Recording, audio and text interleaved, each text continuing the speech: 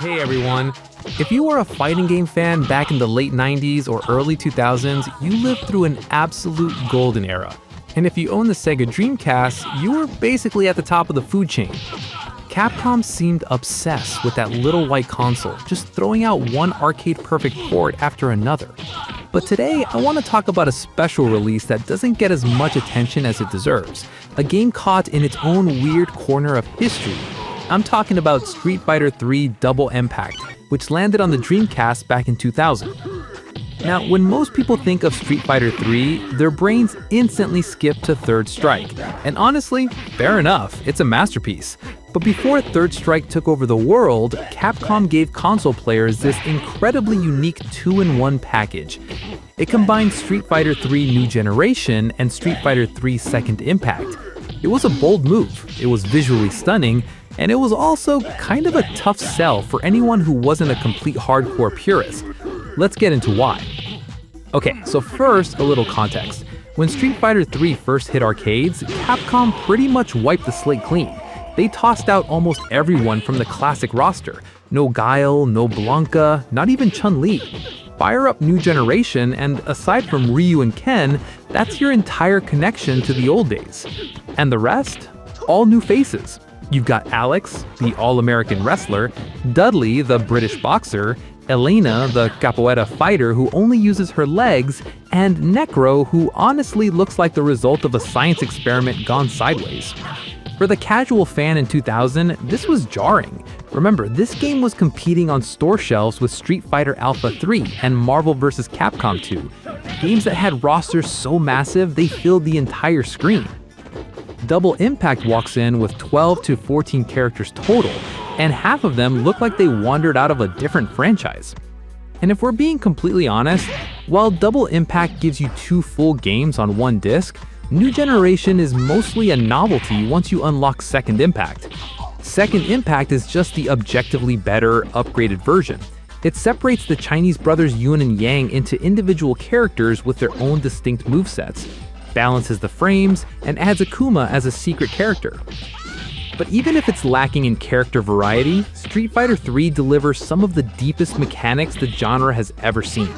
Forget the over-the-top chaos of the Versus series. This game forces you to actually play footsies and think smart. And nope, there's no air blocking to save you. Instead, Capcom introduced the parry system. Now, if you never played it, the parry is a high-risk, high-reward mechanic that completely changed the meta. Get it right, you deflect the attack entirely, take 0 damage, freeze your opponent in place, and open them up for whatever devastating combo you want. Get it wrong, well, you just tapped forward right into a spinning bird kick and now half your health bar is gone. Capcom knew the system was tough to master, so in Second Impact, they included a parry practice minigame.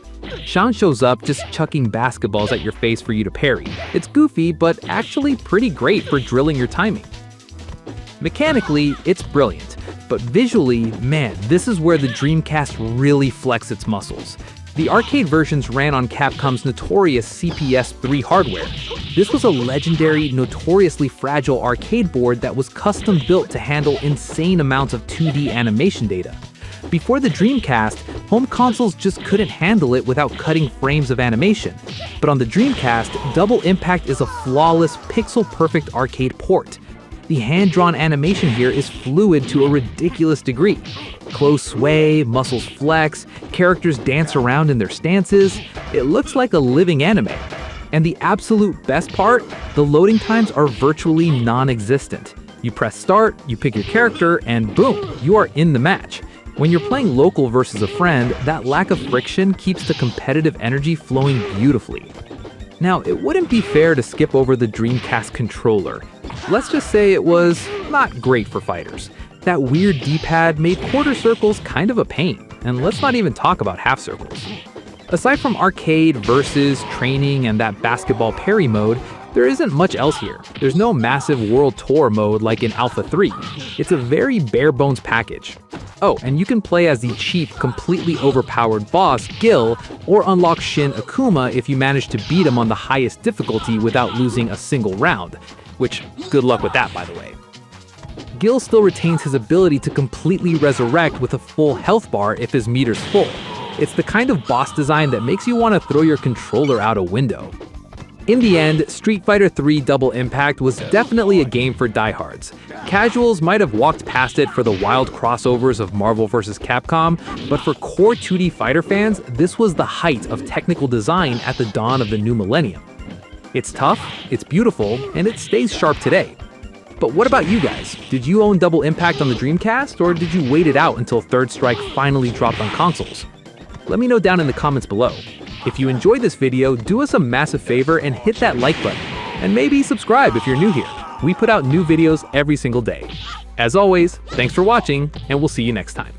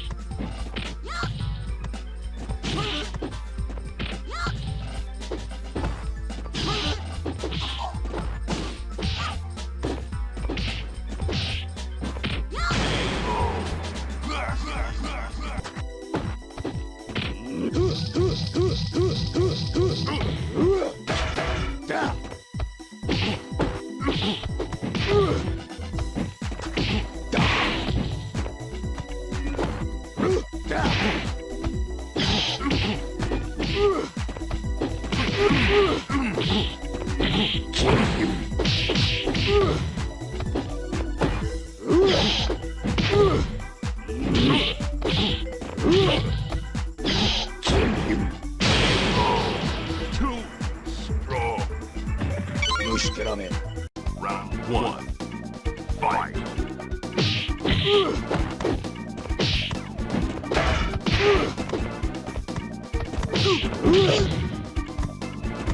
Destroy.